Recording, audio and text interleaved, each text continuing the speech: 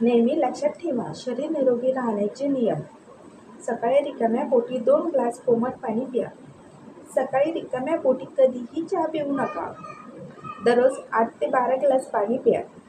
औषध घेताना थंड पाण्यासोबत घेऊ नका. जेवताना घास 32 वेळा चावून खावे. जेवताना कधीही पाणी पिऊ नका. जेवणाच्या अर्धा तास आधी किंवा अर्ध्या तासाने प्यावे.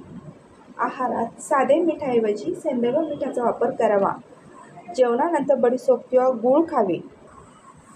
रात्रीच्या वेळी आंबट फळाचे सेवन करू नका.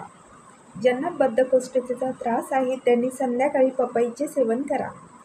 टीव्ही किंवा मोबाईल पाहताना कधीही अन्न खाऊ नका. रात्री झोपताना मोबाईल सोबत ठेवून झोपू नका. सकाळी नाश्ता करण्यापूर्वी आणि रात्रीच्या जेवणानंतर 500 पावले अवश्य चालावे.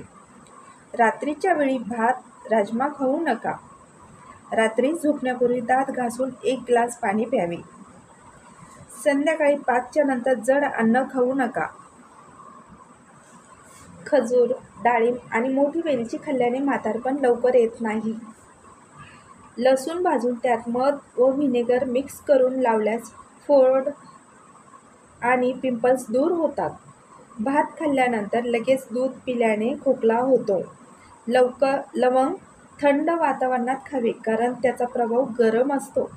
रात्री 10 ते पहाटे 4 वाजेपर्यंत अवश्य झोपा. जर हा व्हिडिओ आवडला असेल तर लाईक करा, शेअर करा. व्हिडिओ पूर्ण बघण्यासाठी थँक्यू.